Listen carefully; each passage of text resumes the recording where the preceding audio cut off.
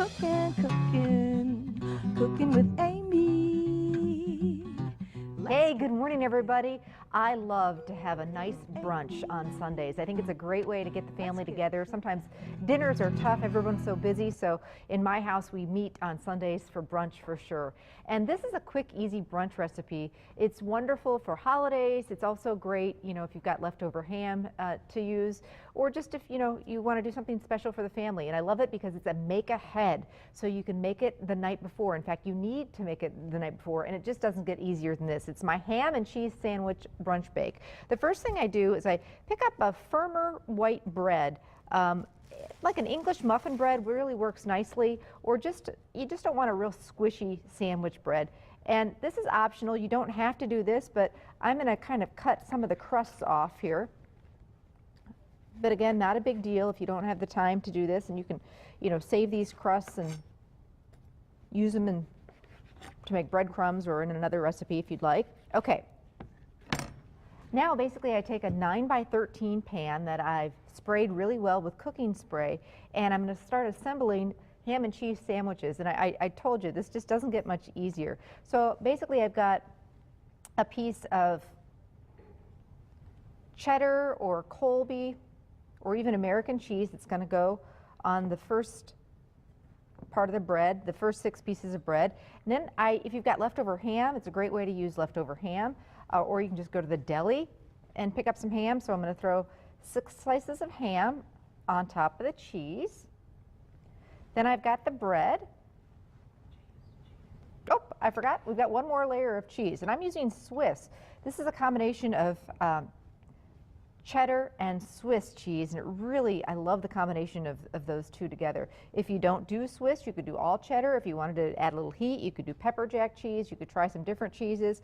So then the top of the sandwich, the bread goes on top. Told you this was easy. Now I've got 8 eggs that I've cracked. Well, here's egg number 8. Pinch of salt, a little bit of dry mustard, and 3 cups of milk that I'm going to whisk together.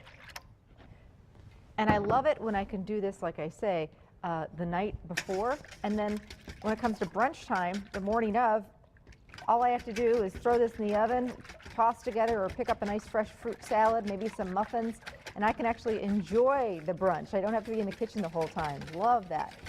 So I'm whisking this together, the eggs, the milk, a little bit of dry mustard, a little bit of salt. Just want to get that last egg broken up there. There's always one. And this is one of the recipes in my latest cookbook. Got a whole chapter of breakfast and brunch recipes that are really nice and easy.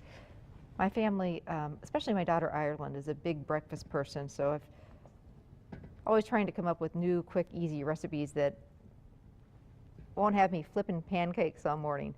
Okay, so at this point, this gets covered and put in the refrigerator overnight. Loosely cover it with foil, and what's going to happen is the sandwiches are going to soak up that custard. And then right before baking, I take a couple cups of corn flakes, just breakfast cereal corn flakes, crush them up with a stick of melted butter, and throw that over the top.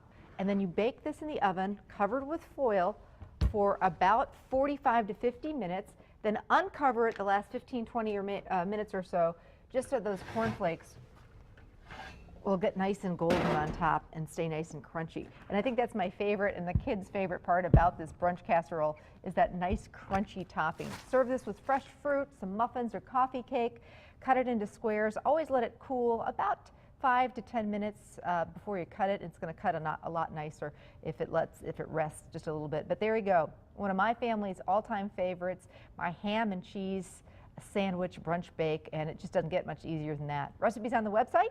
It's also in my new cookbook, and you can also pick it up at any area Festival Foods.